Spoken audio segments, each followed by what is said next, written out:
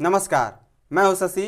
आइए झारखंड के टॉप 25 प्रमुख खबर जानते हैं। झारखंड में कोरोना संक्रमित मिलने पर अलर्ट जारी। झारखंड की राजधानी रांची में फिर से एक बार कोरोना के मरीज मिले हैं। वर्ष 2025 में कोरोना वायरस का झारखंड में यह पहला मामला है। Jharkhand film development corporation limited के सदस्य और चर्चित फिल्म समीक्षक लाल विजय शाहदेव कोरोना संक्रमित पाए गए हैं। उन्होंने स्वयं सोशल मीडिया पर इसकी पुष्टि की है। रविवार को सोशल मीडिया पर पोस्ट करते हुए शाहदेव ने बताया है कि वे 22 मई को मुंबई से रांची लौटते समय फ्लाइट में ही बेहोश हो गए थे। रांची पहुंचने पर उन्होंने सेंटविटा अस्पताल में भर्ती कराया गया, जहां डॉक्टर मोहित नारायण की निगरानी में इनका इलाज चल रहा है। शाहदेव ने फेसबुक में पोस्ट कर लिखा है कि भारत में कल तक 257 कोरोना संक्रमित पाए गए हैं और मैं भी उनमें शामिल हो गया हूं। अब मेरी तबीयत पहले से बेहतर है। उन्होंने अपने संपर्क में आए लोगों से कोरोना टेस्ट करवाने की अपील की है, विशेषकर यदि किसी में बुखार, सर्दी, खांसी या बदन दर्द जैसे लक्षण हो। बता दें, सिविल सर्जन डॉक्टर प्रभात ने पुष्टि की है कि संक्रमित मरीज के संपर्क में आए लोगों को चिन्हित किया जा रहा है। उन्होंने बताया है कि एक विशेष जांच टीम गठित कर मामले की गहनता से पड़ताल की जा रही है।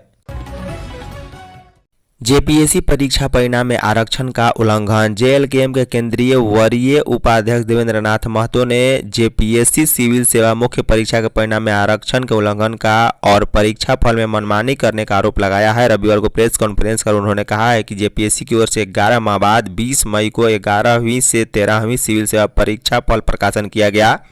परीक्षा फल प्रकाशन के बाद विवाद उत्पन्न हो गया है। उन्होंने कहा है कि परिणाम में एससी, एसटी, ओबीसी आरक्षण से छेड़छाड़ की गई। इसमें नियम का उल्लंघन किया गया।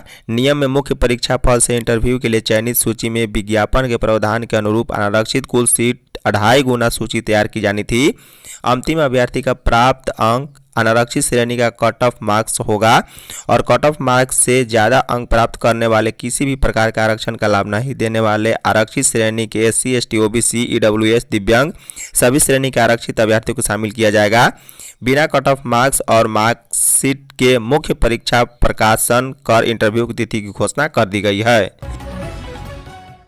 झारखंड सहायक पुलिस के जवान निरंजन का शव पहुंचा घर। गढ़वा के मझियाव थाना क्षेत्र अंतर्गत मोरबे गांव निवासी कृष्णा शाह उर्फ बीटन शाह के पुत्र सह झारखंड सहायक जिला जवान निरंजन प्रसाद गुप्ता की मौत हो गई है। उनका पार्थिव शरीर पैतृक गांव पहुंचते ही कोहराम मच गया। बता दें, जितेंद्र कुमार गुप्ता ने कहा है कि मेरे छोटे भाई निरंजन की तबीयत लगभग 1 माह पहले अचानक खराब हो गई थी। इसके बाद रांची दिखाने ले गए थे, डॉक्टर ने जवाब दे दिया। उसके बाद छत्तीसगढ़ के रायपुर ले गए, ब्रेन का ऑपरेशन हुआ। उसके बाद कुछ दिन ठीक ठाक रहा, लेकिन फिर तबीयत बिगड़ गई। जितेंद्र कुमार ने कहा है कि शनिवार को रायपुर के डॉक्टरों ने भी जवाब दे दिया। वहां से निरंजन प्रसाद गुप्ता को लेकर रविवार सुबह गढ़वा सदर अस्पताल पहुंचे, जहां डॉक्टरों ने जांच के बाद उसे मृत घोषित कर दिया।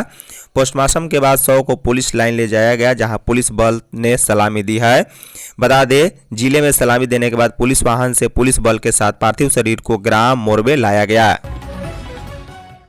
साहेबगंज में पुलिस जवान की पीट कर हत्या। झारखंड के साहेबगंज जिला पुलिस बल के एक जवान की बेरहमी से हत्या का मामला सामने आया है। जानकारी के मुताबिक देर रात तक जख्मी जवान अर्धनग्न अवस्था में बाहर बारिश में पड़ा रहा। किसी की नज़र उस पर नहीं पड़ी, जिससे बुरी तरह से जख्मी जवान की मौत हो गई है। पुलिस ने उनका शव पुलिस लाइन स्थित महिला बैरक के बगल के आरक्षी क्वार्टर से सामने से अर्धनग्न अवस्था में बरामद किया। मृतक सिपाही का नाम 35 वर्षीय सुरजीत यादव बताया जा रहा है। जवान की हत्या के बाद पुलिस पर कई सवाल खड़े हो रहे हैं। सूचना पर पहुंची पुलिस ने शव को कब्जे में लेकर पोस्टमार्टम के लिए सदर अस्पताल साहेबगंज भेज दिया है। वहीं मामले में बारीकी से अनुसंधान के लिए गोड्डा जिला के एसपी अनिमेश नैथानी घटनास्थल पहुंचे हैं। उन्होंने वरिष्ठ पुलिस पदाधिकारी को कई बिंदुओं पर घटना गंभीरता से जांच करने के निर्देश दे दिए हैं।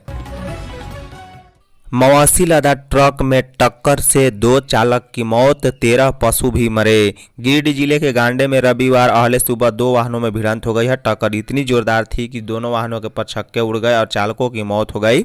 घटना गिरिडीह टुंडी मुख्य मार्ग पर ताराटांड थाना क्षेत्र के भलपहरी पुल के पास की है। जानकारी के अनुसार मवासी लदा ट्रक संख्या BR 27G 6500 गिरिडीह की ओर से धनबाद की ओर जा रही थी। वहीं सीमेंट लदा वाहन संख्या J10 CE 6705 सिंदरी से गिरिडीह की ओर जा रहा था। इसी बीच भलपहरी पुल के पास दोनों वाहन की आमने सामने भिड़ंत हो गई।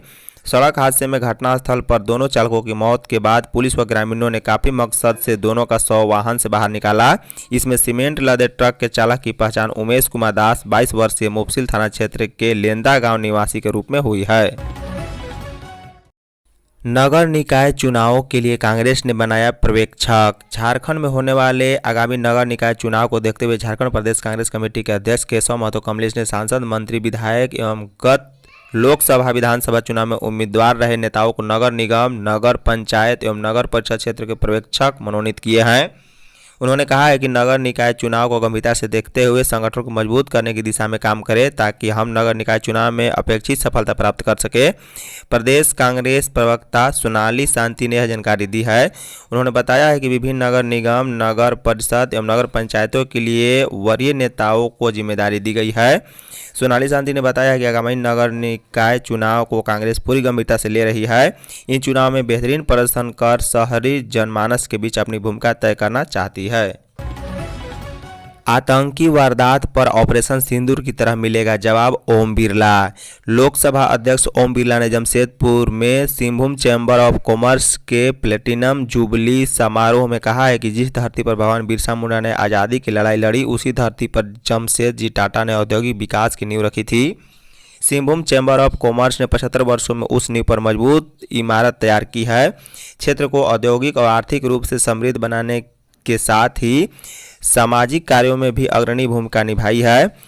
स्टील सिटी जमशेदपुर उन्होंने कहा है कि व्यापारी हित में नीतियां बनेगी तो देश तेजी से तरक्की करेगा। आतंकी घटनाओं को बर्दाश्त नहीं किया जाएगा। ऑपरेशन सिंदूर की तरह उसका जवाब दिया जाएगा। उन्होंने 2.5 दशक में विकसित भारत बनाने के लिए पूरे सामर्थ्य से प्रयास करने की अपील की। वह बिष्टुपुर स्थित लोयोलो स्कूल के प्रेक्षागृह में रविवार को आयोजित प्लेटिनम जुबली समारोह को संबोधित कर रहे थे। रांची के कोकर की फर्नीचर फैक्ट्री में लगी भीषण आग। राजधानी रांची के कोकर इंडस्ट्रियल एरिया स्थित एक फर्नीचर फैक्ट्री में रविवार की दोपहर भीषण आग लग गई है। आग लगते ही आसपास अफरा तफरी का माहौल हो गया। आग इतनी भयानक है कि आसमान काले धुएं के गुब्बारे से ढक गए। अग्निशमन विभाग के 7 से 8 गाड़ियां मौके पर पहुंची। अग्निशमन कर्मी आग पर काबू पाने का प्रयास किए। फिलहाल आग लगने के कारणों का पता नहीं चल पाया है। हालांकि शॉर्ट सर्किट के कारण आग लगने की संभावना जताई जा रही है। बता दें, फैक्ट्री के संचालक गुरबचन सिंह ने बताया है कि इस आगलगी की घटना में 70 से 80 लाख रुपए का नुकसान है। रविवार होने के कारण फैक्ट्री में कोई मजदूर नहीं था, जिससे किसी के जान को कोई नुकसान नहीं हुआ। हालांकि जब आग लगी तब 2 मजदूर फैक्ट्री के अंदर थे, लेकिन समय रहते दोनों बाहर निकल आए। लातेहार पुलिस मुठभेड़ में ढेर उग्रवादियों को हुआ अंतिम संस्कार। प्रतिबंधित नक्सली संगठन जेजेएमपी के सुप्रीमो पप्पू लोहरा का अंतिम संस्कार रविवार को सदर प्रखंड के कोने ग्राम की पहाड़ी नदी के किनारे किया गया। उसके अंतिम संस्कार में कोने समेत आसपास के कई गांव के लोग शामिल हुए। उसके बड़े पुत्र रविरंजन लोहरा ने उसे मुखाग्नि दी है। सब जोनल कमांडर प्रभात गांजू का अंतिम संस्कार उसके पैतृक गांव बालूमाथ थाना क्षेत्र के लक्ष्मीपुर स्थित डोकर नदी के किनारे किया गया। बता दें, उसके बड़े पुत्र आशीष भोक्ता ने उसे मुखाग्नि दी है। प्रभात गांजू की 5 संतानें हैं। इनमें 3 पुत्रियां और 2 पुत्र हैं। शनिवार की सुबह करीब 5:30 बजे पुलिस के साथ मुठभेड़ में जेजेएमपी सुप्रीमो पप्पू लोहरा और सब जोनल कमांडर प्रभात गांजू मारा गया था। प्रभु जगन्नाथ इस बार नए रथ पर सवार होंगे। सरायकेला खरसावां जिले के हरिभंजा में इस वर्ष भगवान जगन्नाथ भाई बलभद्र और बहन सुभद्रा के साथ नए रथ की सवारी कर गुंडिया मंदिर मौसी बाड़ी पहुंचेंगे। रथ मेला की तैयारियां जोर शोर से चल रही है। नए रथ का निर्माण कार्य अपने अंतिम चरण में है।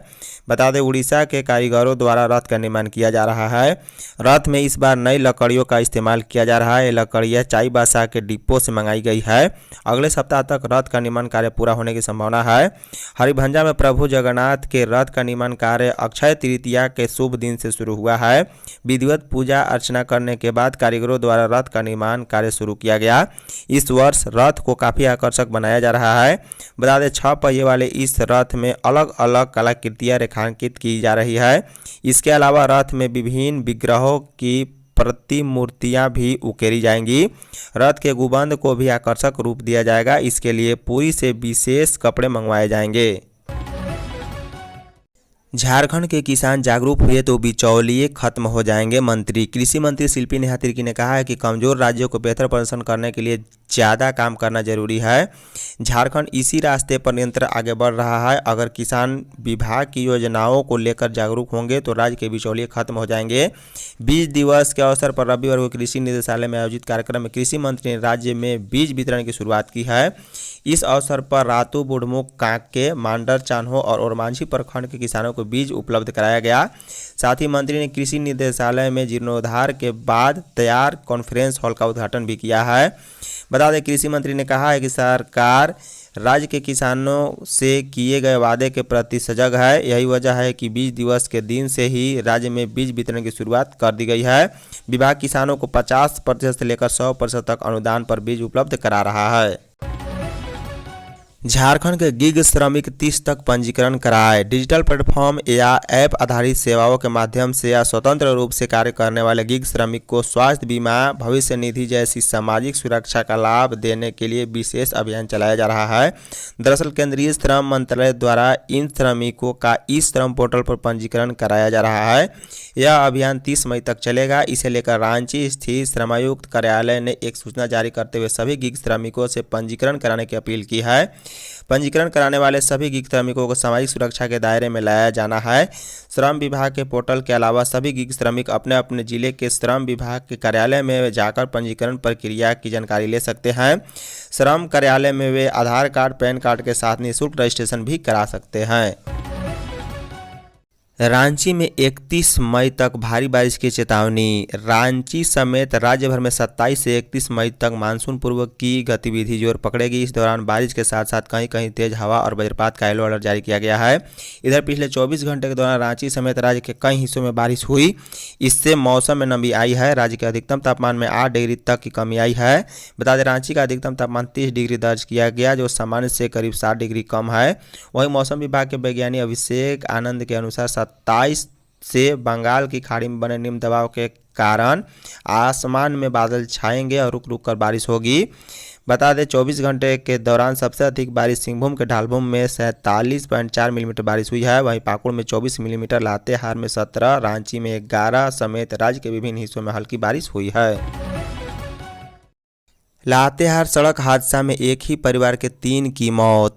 लातेहार जिले के चंदवा के लाधुप फुटबॉल मैदान के समीप रविवार को सड़क हादसे में एक ही परिवार की 2 महिलाओं समेत 3 लोगों की मौत हो गई है। मृतकों की पहचान पलामू जिले के लेस्लीगंज के दारूडीह गांव निवासी 48 वर्षीय मनोज कुमार वर्मा, 42 वर्षीय बबीता देवी और 30 वर्षीय मनीता कुमारी के रूप में की गई।